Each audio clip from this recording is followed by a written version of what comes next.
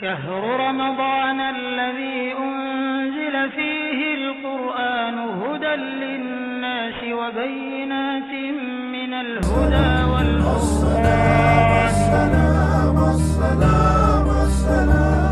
اے رحمت عظیم کے مہمان السلام، قرآن کے نزول کے سامان السلام. رمضان السلام اے رمضان السلام، رمضان السلام اے رمضان السلام. وقال الرسول يا رب إن قوم اتخذوا هذا القرآن مهجورا. العالمين والعاقبة للمتقين والصلاة والسلام على سيد الأنبياء والمرسلين نبينا محمد صلى الله عليه وسلم وعلى آله وأصحابه وذرياته أجمعين. أما بعد، أعوذ بالله من الشيطان الرجيم. بسم الله الرحمن الرحيم. سيقول السفهاء من الناس ما ولاهم عن قبلتهم التي كانوا عليها قل لله المشرق والمغرب يهدي من يشاء إلى صراط مستقيم. ان قریب نادان لوگ کہیں گے کہ جس قبلہ پر یہ تھے اس سے انہیں کس نے ہٹایا؟ آپ کہہ دیجئے کہ مشرق اور مغرب کا مالک تو اللہ تعالیٰ ہی ہے، وہ جسے چاہے سیدھی راہ دے، سیدھی راہ کی ہدایت کر دے. جب نبی کریم صلی اللہ علیہ وسلم مکہ سے ہجرت کر کے مدینہ تشریف لے گئے تو 16 یا 17 ماہ بیت المقدس کی طرف منہ کر کے نماز ادا کرتے رہے. آپ دعا بھی کرتے تھے اور بار بار آسمان کی طرف بھی دیکھتے تھے کہ کعبہ کو کب قبلہ بنانے کا حکم آتا ہے. بالآخر اللہ تبارک و تعالیٰ نے تحویل قبلہ کا حکم دے دیا، جس پر یہودی، عیسائی، مشرک، نادان، توہم پرست، خواہش پرست لوگوں نے غرض پوری سوسائٹی نے شور مچا دیا اور کہا کہ اگر بیت المقدس نبیوں کا قبلہ تھا تو اس کی مخالفت کیوں کی گئی؟ اگر بیت اللہ ہی اصل قبلہ ہے تو اس سے مسلمانوں نے جو نمازیں پڑھی اس کی طرف منہ کر کے وہ ضائع ہو گئیں. حالانکہ نماز ایک عبادت ہے اور عابد کو جس طرح کا حکم ہوتا ہے وہ اس کا پابند ہوتا ہے. بظاہر قبلہ کی طرف منہ ہے لیکن حقیقت میں تو رخ اللہ کی طرف کرنا تھا. اس کے علاوہ جس اللہ کی عبادت کرنی ہے، مشرق اور مغرب سارا اسی کا ہے، اسی لیے جدھر بھی رخ ہوگا اللہ تبارک و تعالیٰ ہی کی طرف ہوگا. تحویل قبلہ کا حکم نماز عصر کے وقت آیا اور عصر کی نماز خانہ کعبہ کی طرف رخ کر کے پڑھی گئی. رسول اللہ صلی اللہ علیہ وسلم نے فرمایا جس نے ہماری طرح نماز پڑھی، ہمارے قبلہ کی طرف منہ کیا اور ہمارے ذبیحہ کو کھایا تو مسلمان ہے. صحیح بخاری حدیث نمبر 391. ایک اور حدیث میں ارشاد ہے جب کوئی نماز کے لیے کھڑا ہوتا ہے تو اپنے رب سے سرگوشی کرتا ہے، اس لیے قبلہ کی طرف منہ کر کے تھوکا نہ کرو. اگر مجبوری ہو تو بائیں پاؤں کے نیچے تھوک لیا کرو. صحیح بخاری حدیث نمبر 411. اللہ تعالیٰ نے ساری مخالفتوں کا ایک ہی جواب دیا کہ مشرق و مغرب اللہ ہی کا ہے.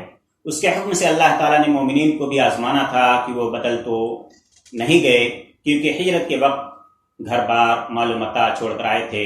دوسری حکمت یہ تھی کہ امت کو یکجا کر دیا جائے اور بیت اللہ کو رہنمائی کا مرکز بنا دیا جائے. سامعین و حاضرین ناظرین کرام، دوسرا پارہ سیقول، اس پارے میں 4 باتیں ہیں. نمبر 1 تحویل قبلہ یعنی قبلہ کا بدل دیا جانا. نمبر 2 آیت بر اور ابواب بر. نمبر 3 قصہ تعون. نمبر 4 قصہ طالوت. تحویل قبلہ. ہجرت مدینہ کے بعد 16 یا 17 ماہ تک بیت المقدس قبلہ رہا.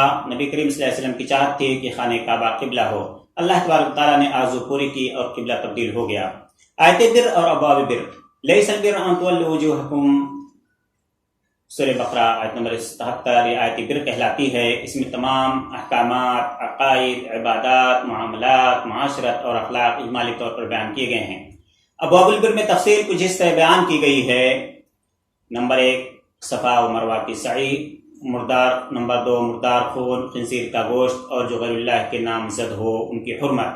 نمبر 3 قصاص. نمبر 4 وصیت. نمبر 5 روزے. نمبر 6 اعتکاف. نمبر 7 حرام کمائی. نمبر 8 عمری تاریخ. نمبر 9 جہاد فی سبیل اللہ. نمبر 10 حج. نمبر 11 انفاق فی سبیل اللہ. نمبر 12 ہجرت. نمبر 13 شراب اور جوا. نمبر 14 مشرکین سے نکاح. نمبر 15 حیض میں جماع کی ممانعت. نمبر 16 ایلا. نمبر 17 طلاق. نمبر 18 عدت. نمبر 19 رضاعت. نمبر 20 مہر. نمبر 21 حلالہ. نمبر 22 معتدہ سے پیغام نکاح. قصہ تعاون. کچھ لوگوں پر تعاون کی بیماری آئی، وہ موت کے خوف سے دوسرے شہر چلے گئے، اپنے شہر کو چھوڑ کر کے دوسرے شہر میں منتقل ہو گئے. اللہ تبارک تعالیٰ نے 2 فرشتوں کو بھیج کر انہیں موت دی تاکہ انسانوں کو یہ پتہ چل جائے کہ موت سے کوئی بھاگ نہیں سکتا. کچھ عرصہ کے بعد اللہ تبارک تعالیٰ نے ایک نبی کے دعا مانگنے پر انہیں دوبارہ زندگی دے دی، قصہ طالوت۔ اس دوسرے پارے میں قصہ طالوت بیان کیا گیا ہے، ذکر کیا گیا ہے کہ طالوت کے لشکر نے جالوت کے لشکر کو باوجود کم ہونے کے اللہ تعالیٰ کے حکم سے شکست دے دی۔ اللہ رب العالمین سے دعا کہ العالمین ہم تمام لوگوں کو قرآن کریم کے اس دوسرے پارے میں ذکر کی گئی باتوں کو لوگوں تک پہنچانے، اس پر عمل کرنے اور اس کو اپنی زندگی میں لانے کی، اس کو اپنی زندگی میں نافذ کرنے کی توفیق عطا فرمائے۔ آمین۔ اقول قولی ھذا استغفر اللہ لی ولکم سائر المسلمین فاستغفروہ من کل ذنب انہ هو الغفور الرحیم۔ السلام علیکم ورحمۃ اللہ وبرکاتہ۔ ناظرین، اگر آپ نے چینل کو سبسکرائب نہیں کیا تو چینل کو سبسکرائب کر لیں، بیل آئیکن پہ کلک کر کے لائک کر دیں، اور لائک کرنے کے بعد آپ اس ویڈیو کو اپنے دوستوں میں شیئر کر دیں، کیونکہ نبی اکرم صلی اللہ علیہ وسلم نے فرمایا من دل علی خیر فلہ مثل اجر فاعلہ، جس شخص نے کسی کو نیکی کے کام پر رہنمائی کی تو اس شخص کو اتنا ہی ثواب ملے گا جتنا نیکی کرنے والے کو ملے گا۔